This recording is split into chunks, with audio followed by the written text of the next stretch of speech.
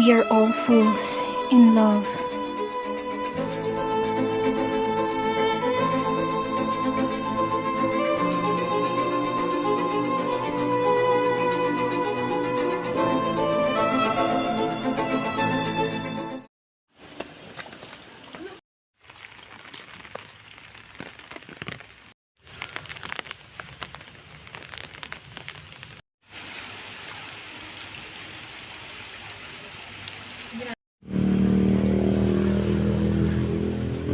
In vain I have struggled.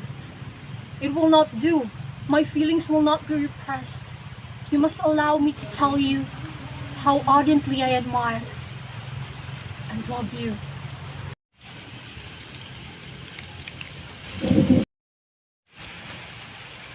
In such cases as this, I believe that the established mode to express a sense of obligation for the sentiments avowed, however unequally they may be returned. It is natural that the obligation should be felt, and if I could feel gratitude, I would now thank you. But I cannot. I have never desired your good opinion, and you have certainly bestowed it most unwillingly. I am sorry to have occasioned pain to anyone. It has been most unconsciously done. However, I hope will be of short duration.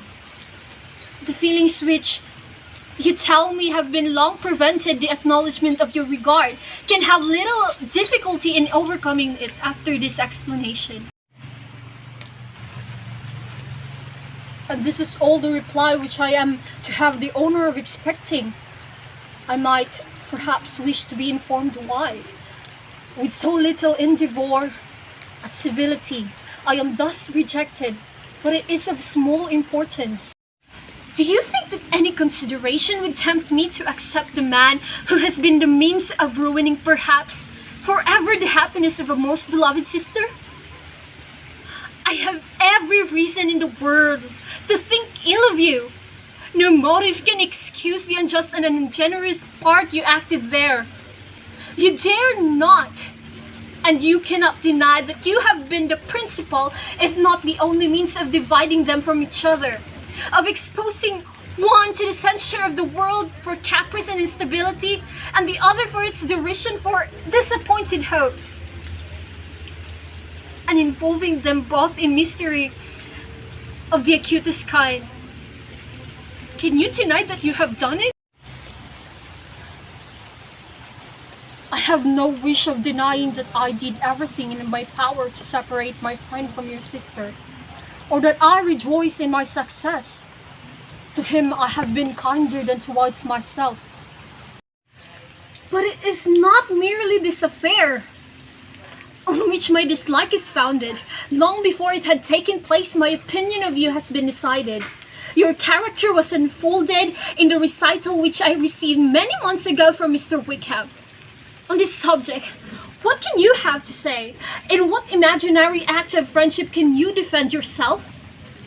And under what misinterpretation can you here impose upon others? You take an eager interest in a gentleman's concern. Who knows what his misfortunes have been, can help feeling an interest in him? His misfortunes have been great indeed. And of your infliction, you have reduced him to his present state of poverty, comparative poverty. You have withheld the advantages which you must know to have been designed for him. You have deprived the best years of his life of that independence which has no less his due than his desert. You have done all this, and yet you can treat the mention of his misfortune with contempt and ridicule. Could you expect me to rejoice in the inferiority of your connections? To congratulate myself on the hope of relations whose condition in life is so decidedly beneath my own? You are mistaken, Mr. Darcy. If you suppose that the mode of your declaration affected me in any other way, then it spared the concern which I might have felt in refusing you. Had you behaved in a more gentlemanlike manner, you could not have made the offer of your hand in any possible way that would have tempted me to accept it. From the very beginning, from the first moment, I may almost say, of my acquaintance with you, your manners impressing me with the fullest belief of your arrogance, your conceit, and your selfish disdain of the feelings of others, were such as to form the groundwork of disapprobation on which succeeding events have built so immovable a dislike. And I had not known you a month before I felt that you were the last man in the world whom I could ever be prevailed on to marry. You have said quite enough, madam. I perfectly comprehend your feelings and have now only to be ashamed of what my own have been. Forgive me for having taken up so much of your time, and accept my best wishes for your health and happiness.